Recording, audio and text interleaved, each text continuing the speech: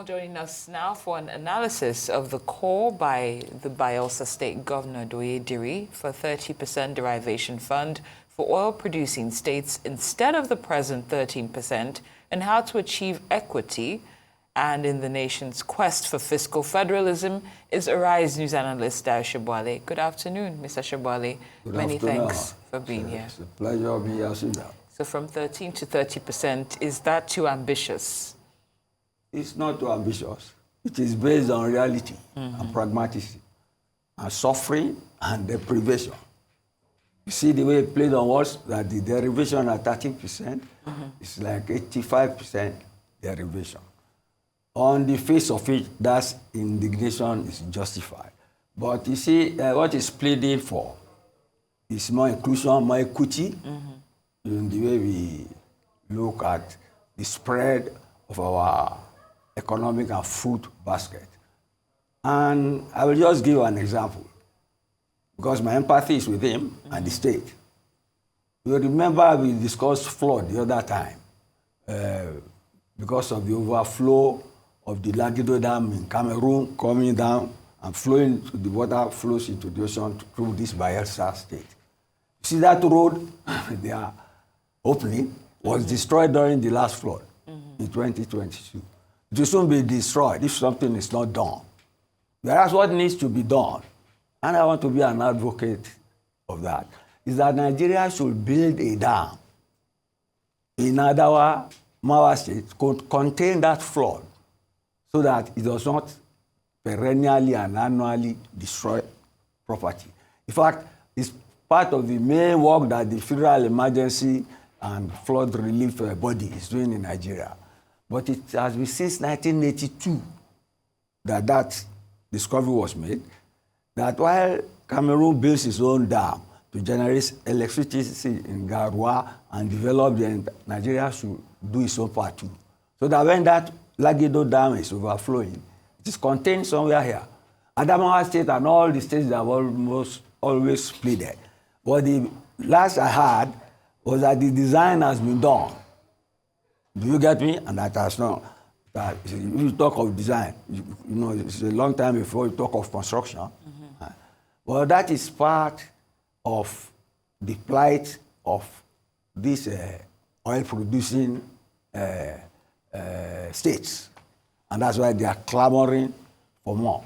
Let's leave it at that.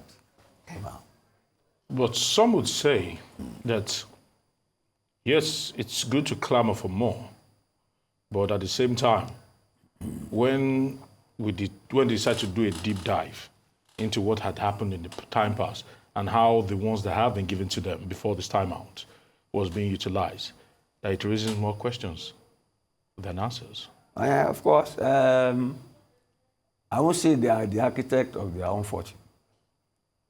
But all the same, I still see their point. You see, the riverine states have always backed the government in power in Nigeria. But you see, you can't dismiss the argument. The problem they have is with the terrain, like he said. They don't have the capacity to develop the terrain because the Petroleum Act precludes them. The resources they are sitting on by law belongs to the government of the Federation. Yes. So you see they applied. Yes. You see, if you want to laugh at them, like you seem to be doing now, you can say if there is no technology, how will fishermen know that there is it's the Oyinbo that brought the technology. But what they are saying is that if the Oyinbos, it's like, see an analogy with colonialism.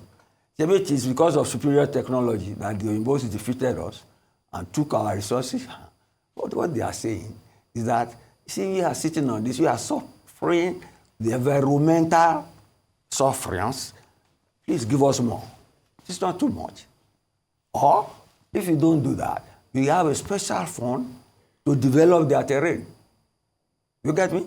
But the federal government owns everything they have, but it doesn't own the deprivation or the suffering. It's an injustice. That's why I say thematically, on this issue, they have my empathy. Next question.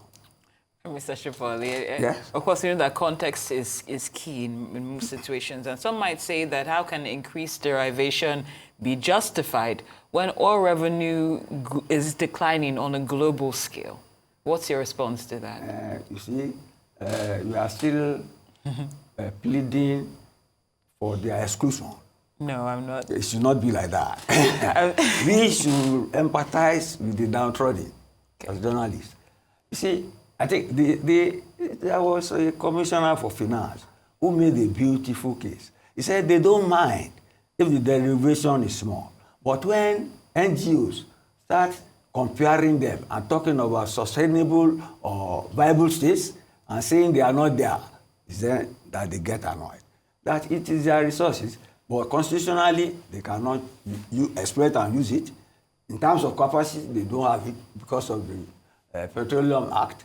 So if they ask for, I know the 30% may seem high, but then you look at the other export products that have, provided Nigeria in the past, like cocoa, groundnut, and all of that. Those ones did not leave environmental, ecological disasters on the ground. Do you get me? Mm-hmm. And these people, if we know, see, we use the foreigners to exploit, we use the technology to exploit the resources. But the resources, the management of it is in our hands. We should give them more. It is equity. That's what I see. They are not Oliver Twist just asking for more. Mm-hmm. They contributed a lot to the baking of the cake we are sharing. So let's have empathy for them. Next question. All right, so okay, if we were to try to probably pin it and maybe just digress a little bit, talk about the protests that went on, about which some people protested against Shell. Mm-hmm.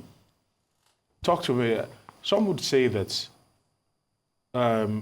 voices like that should be more vociferous, permit me to use the word, or movements like that should be more vociferous from Nigerians than even the foreigners themselves. But you see, remember this minister who was killed by Abacha, Sarowiwa. Yeah, Ken Sarowiwa. So there's not been a lack of it, both in terms of physical protest, both in terms of even armed uprising. Yes, see, uprising, it was because of that they said this policy of using a thief to catch a thief came in, and those who are fighting the state were asked to look after our pipelines. You get me? Yes. It's still some step in the right direction to pacify them for the suffering. But then, you see, the terrain, improving the terrain is a massive technological proposition. And a terrain which, an ecology, a terrain which is, not predictable. Because the climate nowadays is the major problem facing humanity. Yes. And they are in the midst of it, in terms of flood, in terms of pollution, in terms of their means of livelihood being wiped off. You see, if you don't let us gloat that maybe their leaders are lining their pockets with their money, so the people are harmed. That is not fair. Nobody can deny the mammoth contribution of the oil product. We are in a monoproduct economy. And those who suffer or don't live in that area, whose livelihood have been desecrated or destroyed, we need to give them a bigger, a fairer share of the national cake. They are not Oliver Twist. I say that again. Yeah. All right, next question. Next question. Right. Now, how do you think this might affect Nigeria's push towards renewable energy transition, if at all? The renewable energy thing is on at full speed all over. Although it is not favor us. Do you get me? But you see, those promoting it, the Western nations, They too are fighting themselves. You saw what happened in the U.S. Biden was promoting what you're advocating now, climate change. But Trump was coming and said, drill. Yes. Because you see, the climate is on a trajectory of its own. Nobody can control it. Although you can say we should minimize the effect of the fossil fuel on our health. But then, we have to sustain ourselves in the present before we think of the future. But you see, those advocating it are offering incentives in terms of financial incentives to those who want to kill fossil fuel and proceed to cleaner energy. But I think what Tinubu has done is to have two sides. You get me?